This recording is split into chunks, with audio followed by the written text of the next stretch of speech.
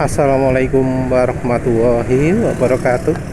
Jadi ya, penulis termasuk speechless ya ketika ada yang ngomong bahwa evaporation loss itu ujinya harus dilakukan pada tiap kendaraan, karena kendaraan beda-beda ya. Yang jadi masalah adalah ketika konteksnya ini adalah untuk mengetahui kualitas oli. Untuk mengetahui kualitas sebuah oli ya, memang bisa pakai kendaraan.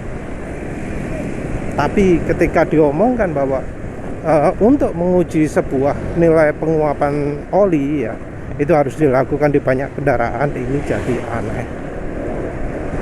Karena ya beda kendaraan kan pasti beda ya hasilnya ya. Apa ya nanti akan dilakukan pada misalnya 100 jenis kendaraan. Jadi untuk mengetahui nilai penguapan sebuah oli harus dilakukan 100 kali pengujian di 100 kendaraan yang berbeda.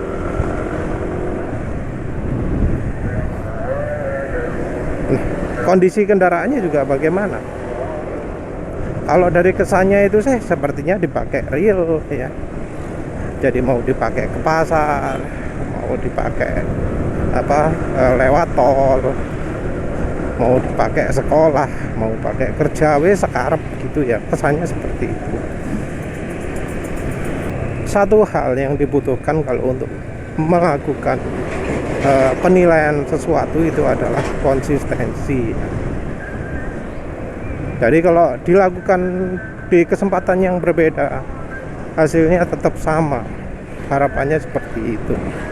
Hasil yang seperti itu dianggap sebagai hasil yang ilmiah gitu ya.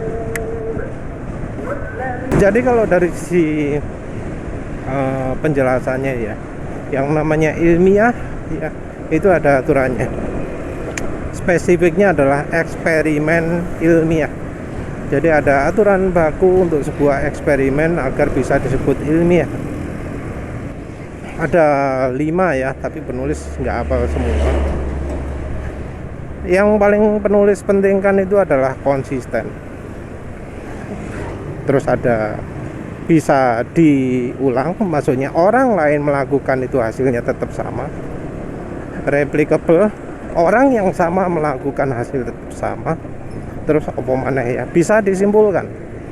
Jadi hasilnya itu ya enggak random. Jadi hasilnya itu mempunyai aturan tertentu.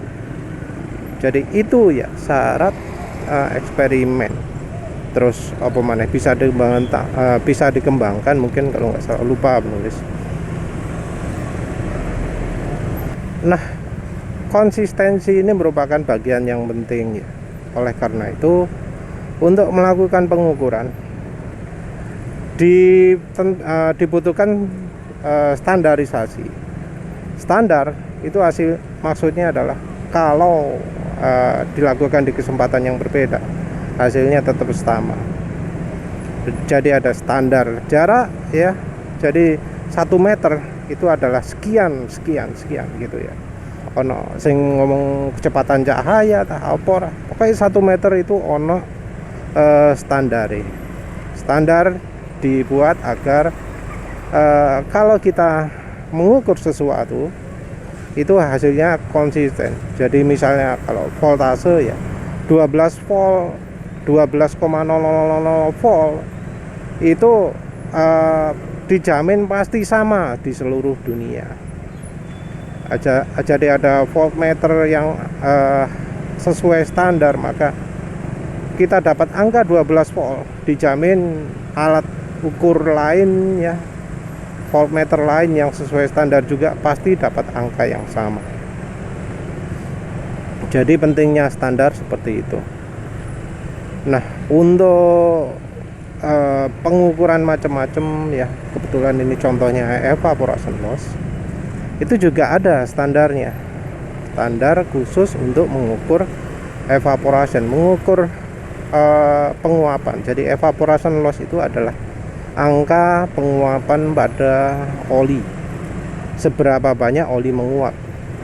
Jadi olinya dipanasi, jadi standarnya ya, standarnya itu oli 1 liter dipanasi di suhu 250 derajat Celcius sedemikian rupa ya, terus sampai 1 jam, terus dilihat dalam waktu 1 jam itu dia berkurang berapa. Penulis juga nggak tahu ya apakah panas itu dilakukan lewat media khusus atau pakai oven atau apa ya. Itu adalah standarnya, standar yang memastikan bahwa kalau ada orang yang mengukur barang yang sama dengan alat yang berbeda, selama alatnya memenuhi standar, hasilnya pasti akan sama persis. Jadi pentingnya standar seperti itu. Dengan mengukur evaporation loss pada kendaraan yang berbeda, maka akan didapat hasil yang berbeda. Nah, kita bakal jadi bingung kalau angkanya beda, mau pakai angka yang mana? Angka yang kendaraan A atau yang B atau yang C. Terus nanti di lain waktu kendaraan A-nya nggak ada, apa ya pakai kendaraan B, C sama D? Atau kalau tiga-tiganya nggak ada, pakai X, Y, Z. Kira-kira angkanya itu bisa dipakai sebagai acuan enggak? Kalau misalnya dapat angka ini, angka ini, angka ini.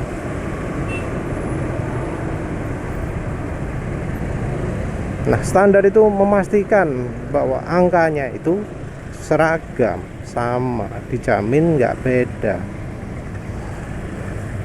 Jadi untuk mengukur segala sesuatu ya makanya ada standarnya. SNI, Standar Nasional Indonesia, tujuannya adalah untuk menentukan kesepakatan kesamaan dari semua alat ukur atau cara pengukuran atau apalah gitu ya. Pokoknya standar sama. Standar juga bisa berarti kelulusan ya. Oh, kalau standarnya sekian, maka ya diukur pakai alat apapun, selama alatnya standar, kita bisa tahu sebuah alat itu memenuhi standar atau tidak. Mengetahui apakah sesuatu itu memenuhi standar atau tidak. Nah, untuk cara pengukuran ini juga kita bisa perluas ya. Kita tidak hanya membandingkan soal evaporation loss, kita juga membandingkan hal yang lain juga. Jadi yang namanya kualitas oli itu sebenarnya kita bisa sebut dua hal ya. Yang pertama, apakah oli itu masih layak pakai. Jadi apakah kualitas oli masih bagus. Jadi kalau kualitas olinya sudah buruk, maka olinya sudah harus diganti. Nah, ini adalah membandingkan antara oli yang layak pakai dengan tidak layak pakai. Jadi yang dimaksud dengan kualitas di sini adalah kelayakan oli atau berhubungan dengan masa pakai oli. Olinya sudah waktu diganti atau belum. Terus kita ngomong soal kualitas yang kedua. Oli ini dibanding dengan oli satunya, itu mana yang lebih baik? Yang satu adalah untuk menentukan apakah olinya masih layak pakai, apakah olinya kualitasnya masih bagus sehingga tidak perlu diganti oli, ataukah olinya sudah buruk kualitasnya sehingga harus diganti oli. Yang satu lagi adalah perbandingan kualitas oli satu dengan yang lain. Nah, untuk menentukan apakah oli masih layak pakai atau tidak, ada namanya analisa oli. Jadi untuk oli yang masih layak pakai atau tidak, itu cara pengukurannya bakal beda dengan membandingkan kualitas oli satu dengan yang lain. Untuk mengetahui masa pakai oli ya, yang lebih ideal adalah ujinya dilakukan di kendaraan yang butuh tahu kapan suatu oli itu perlu diganti. Sementara itu, untuk membandingkan kualitas oli satu dengan yang lain, tidak perlu dilakukan pada satu kendaraan tertentu, ya malah harus dilakukan di sebuah alat uji khusus yang nggak bisa dilakukan di sembarangan kendaraan, ya, atau bahkan tidak di kendaraan. Kalau pakai mesin, maka mesinnya bakal sama semua seluruh dunia pakai mesin tersebut. Jadi bukan kalau di Indonesia pakai Kijang, di luar negeri pakai kayak Honda Civic atau apalah itu ya. Mengetahui masa pakai oli dilakukan di kendaraan. Karena untuk mengetahui masa pakai oli itu bakal beda antara kendaraan satu dengan yang lain. Jadi untuk mengetahui apakah sebuah oli masih layak pakai di sekian kilometer, itu harus di kendaraannya. Masa pakai oli akan bergantung pada kualitas oli dan kualitas kendaraannya, ya, baik desain atau macam-macam lah, ya, tergantung dari resep olinya dan resep kendaraannya. Nah, untuk membandingkan kualitas oli satu dengan yang lain, itu nggak bisa pakai itu, tapi harus pakai standar khusus.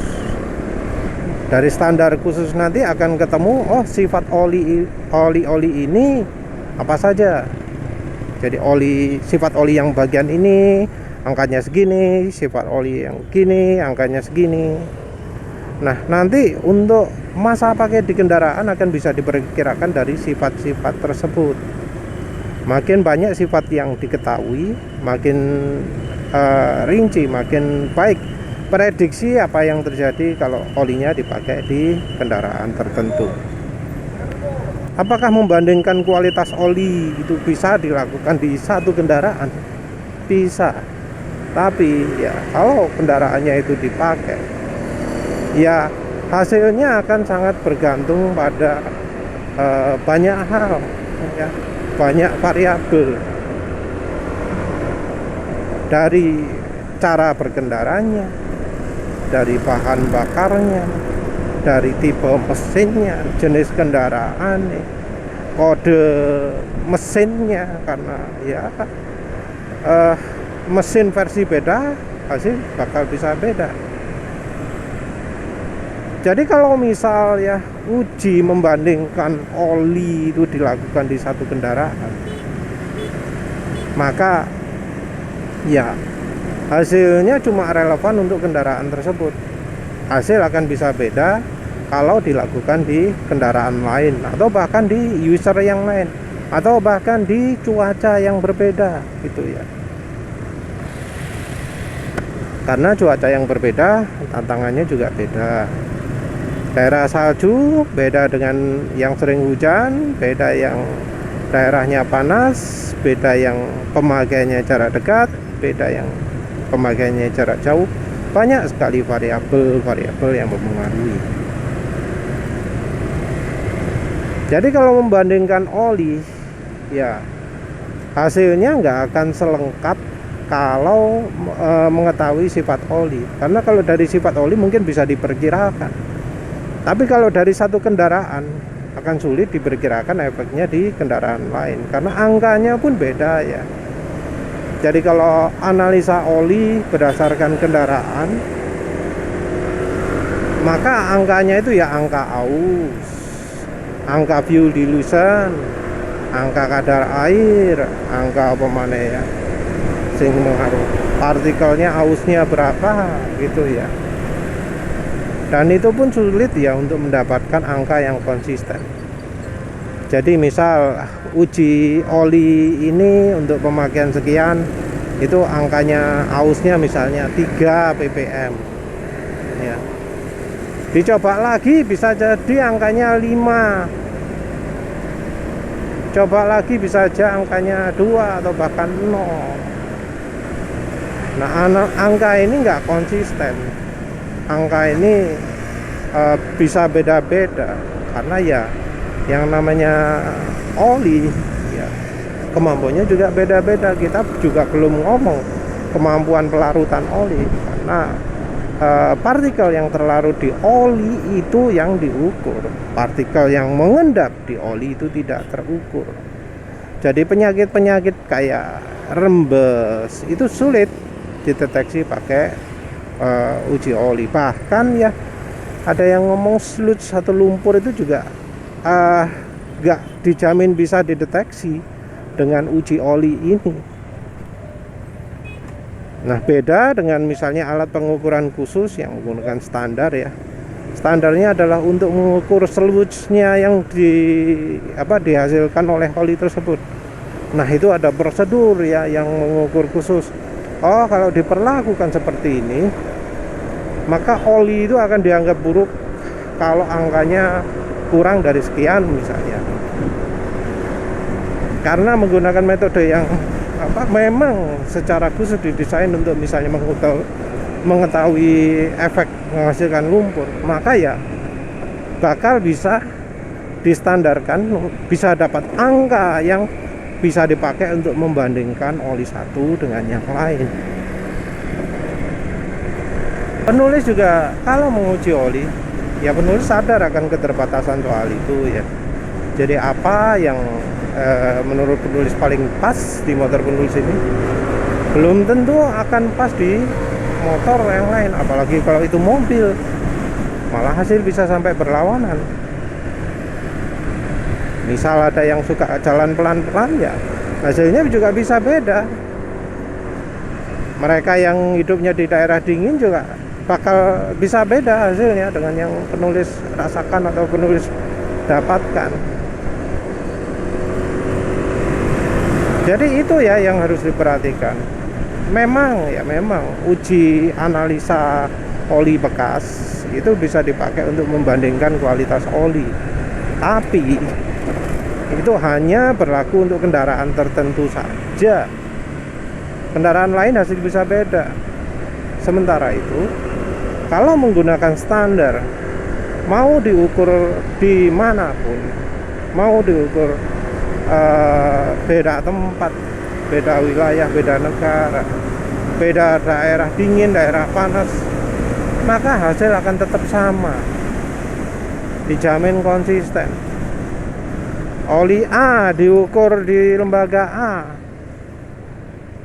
terus sama B juga diukur, maka hasil lembaga A sama lembaga B akan sama persis kalau standar.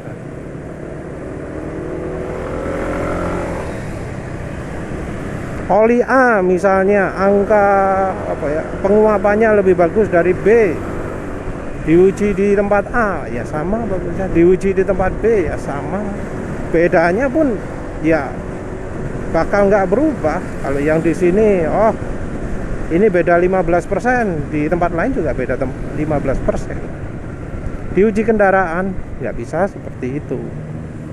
Jadi itu ya pentingnya ada standar. Makanya itu uji oli untuk mengetahui kemampuan oli, untuk membandingkan oli satu dengan yang lain itu jauh lebih mahal.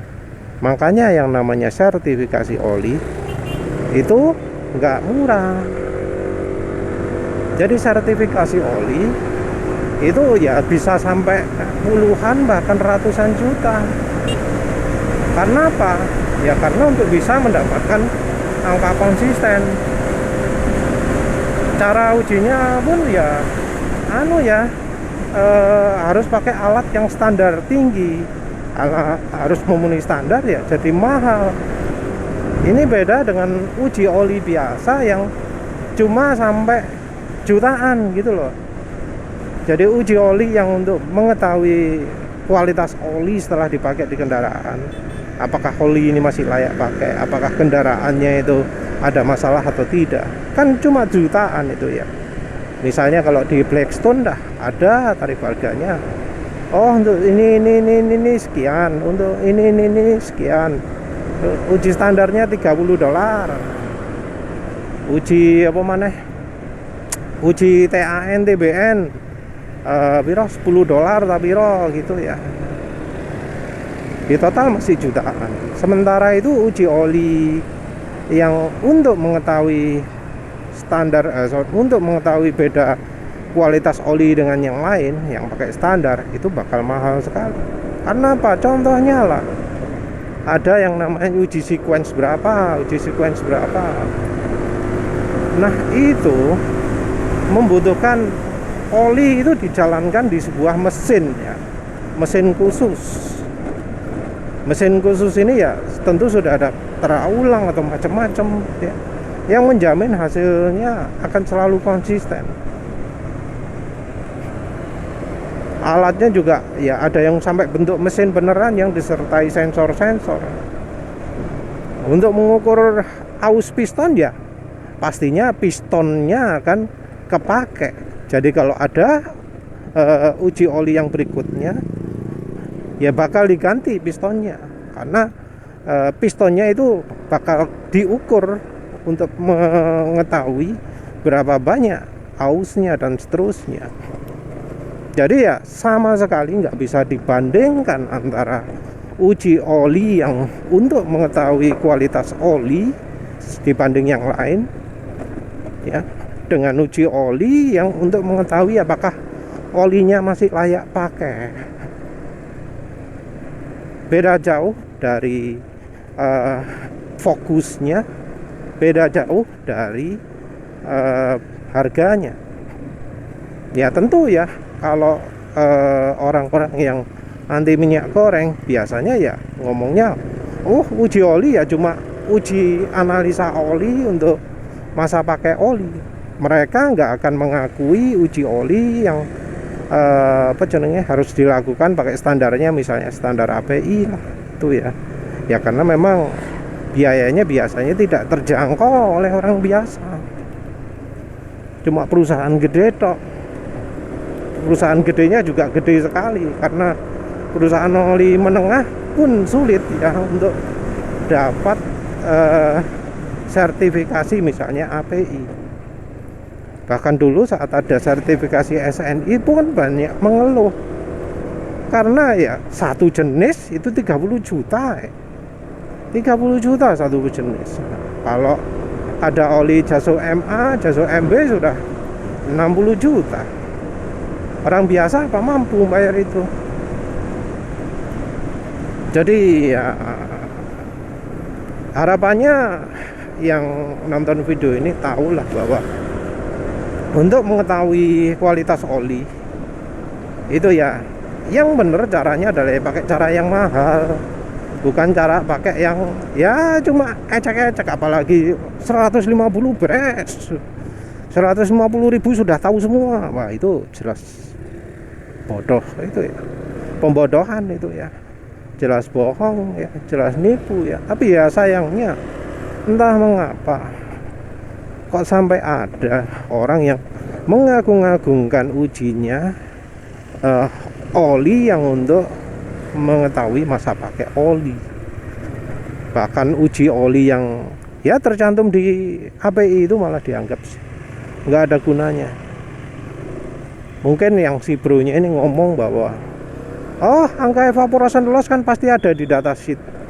Ya itu jelas si bro-nya nggak pernah hunting datasheet ya, karena penulis pernah cari-cari info ya soal datasheet. Oli yang mencantumkan evaporation loss bisa dibilang kurang dari 1%. Kebanyakan oli nggak ada ya. Bahkan untuk oli Indonesia, untuk mengetahui flash point-nya pun tidak dicantumkan, TBN-nya pun tidak dicantumkan, pour point, titik tuang, itu beberapa oli malah nggak menyebutkan, termasuk merek terkenal. Jadi ya karena nggak ada data itu ya, sebagai orang kalau misalnya ingin mengetahui sifat oli ya minim ada evaporation loss-nya lah. Kalau lihat videonya The Motor Oil Geek, itu ada uji namanya KRL yang untuk mengetahui shear, sobekan-sobekan oli itu ya.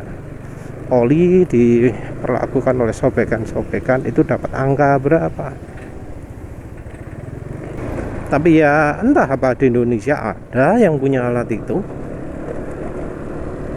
Kalau ada juga biayanya berapa. Kalau HTHS ya yang ada sirnya juga itu sekitar 700.000. evaporation loss itu sekitar piro 400.000, itu biaya di tahun 2019. Kalau sekarang ya mestinya lebih mahal. Ya wes lah, itu saja. Terima kasih sudah menonton. Assalamualaikum warahmatullahi wabarakatuh.